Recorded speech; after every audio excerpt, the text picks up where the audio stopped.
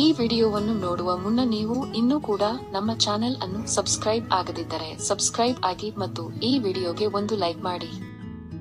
Hi friends, life line Kannada GK ಅಡ್ಡಾದ ಮತ್ತೊಂದು ವಿಡಿಯೋಗೆ ಸ್ವಾಗತ. ಸ್ನೇಹಿತರೆ, ಮಹಿಳೆಯರ ಯೋನಿಯ ರಹಸ್ಯ ವಿಷಯಗಳು. ಈ ವಿಡಿಯೋದಲ್ಲಿನ ಮಾಹಿತಿ ಕುತೂಹಲಕಾರಿಯಾಗಿದ್ದು, ಹೀಗಾಗಿ ಯಾರು ವಿಡಿಯೋವನ್ನು ಸ್ಕಿಪ್ ಮಾಡದೆ ಸಂಪೂರ್ಣವಾಗಿ ನೋಡಿ.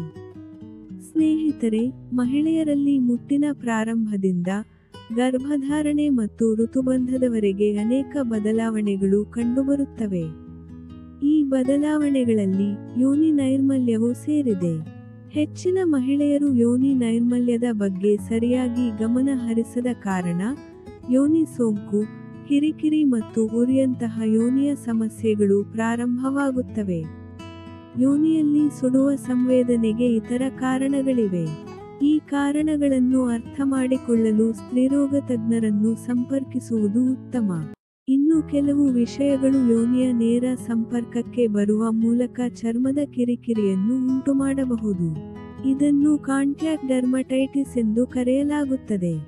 ಸಾಬೂನು, ಬಟ್ಟೆ ಮತ್ತು ಸುಗಂಧ ದ್ರವ್ಯಗಳಲ್ಲಿ ಕಂಡುಬರುವ ರಾಸಾಯನಿಕಗಳಂತಹ ಅನೇಕ ವಸ್ತುಗಳು ಯೋನಿಯ ಸಂಪರ್ಕಕ್ಕೆ ಬಂದಾಗ ಕಾಂಟ್ಯಾಕ್ಟ್ ಡರ್ಮಟೈಟಿಸ್ಗೆ ಕಾರಣವಾಗಬಹುದು.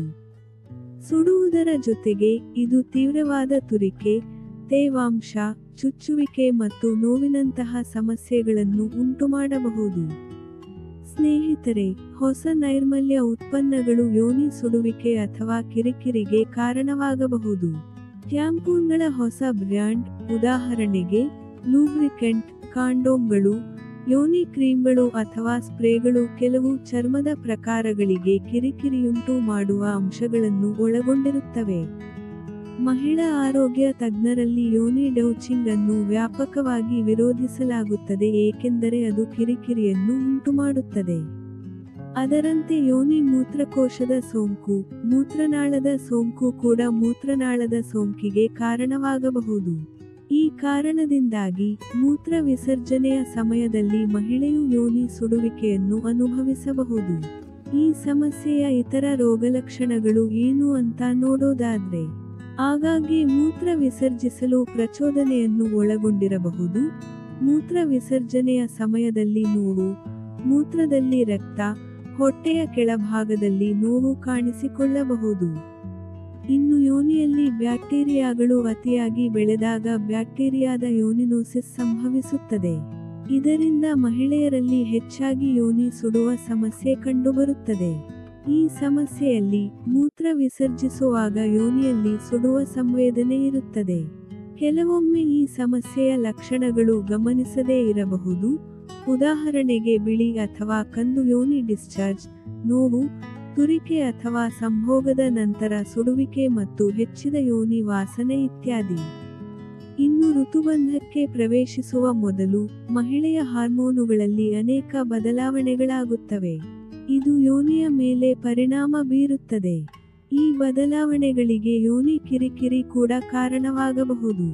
ವಿಶೇಷವಾಗಿ ಲೈಂಗಿಕ ಸಮಯದಲ್ಲಿ ಮಹಿಳೆಯು ಯೋನಿಯಲ್ಲಿ ಸುಡುವ ಸಂವೇದನೆಯನ್ನು ಅನುಭವಿಸಬಹುದು.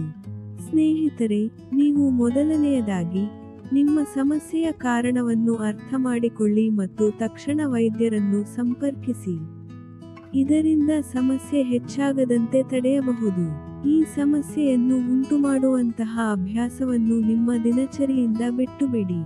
ಶುಚಿತ್ವದ ಸಂಪೂರ್ಣ ಕಾಳಜಿಯನ್ನು ತೆಗೆದುಕೊಳ್ಳಲು ಪ್ರಯತ್ನಿಸಿ ಮತ್ತು ಮಸಾಲೆಯುಕ್ತ ಆಹಾರಗಳನ್ನು ಸೇವಿಸಬೇಡಿ. ಈ ಸಮಸ್ಯೆಗಳಿಂದಾಗಿ ಮಹಿಳೆಯು ಯೋನಿಯಲ್ಲಿ ಸುಡುವ ಸಂವೇದನೆಯನ್ನು ಹೊಂದಿರಬಹುದು. ಈ ಸಮಸ್ಯೆಯು 3 ರಿಂದ 4 ದಿನಗಳಿಗಿಂತ ಹೆಚ್ಚು ಕಾಲ ಮುಂದುವರಿದರೆ ವೈದ್ಯರನ್ನು ಭೇಟಿ ಮಾಡಿ. ಸ್ನೇಹಿತರೆ, ನೋಡಿದ್ರಲ್ಲ, ಇದೇ ತರಹದ ಮಾಹಿತಿಗಾಗಿ ನಮ್ಮ ಚಾನಲ್ ಸಬ್ಸ್ಕ್ರೈಬ್ ಮಾಡಿಕೊಳ್ಳಿ. ಈ ಮಾಹಿತಿ ಇಷ್ಟವಾದಲ್ಲಿ ವಿಡಿಯೋಗೆ ಲೈಕ್ ಮಾಡಿ, ಶೇರ್ ಮಾಡಿ. ನಮಸ್ಕಾರ.